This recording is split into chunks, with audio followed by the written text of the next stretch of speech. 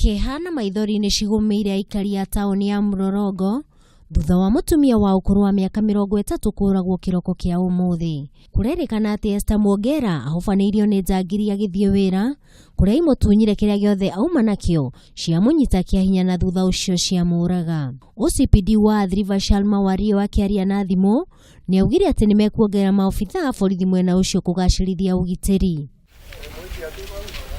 Mwena-inĩ wake mũrũgamĩrĩri wa atumia kaunti-inĩ ya Machakos Susan Musyoka ũrĩa wĩkinyirie gũcakaya na bamĩrĩ ya Mwongeri nĩamenereirie gĩko kĩu akiuga handũ-inĩ ha mĩeri 3 mĩhĩtũku ikuũ nĩciongererekete mwena ũcio na oria maabithaa a borithi matigĩrĩre ũgitĩri nĩ wagacĩra taũni-inĩ ĩyo.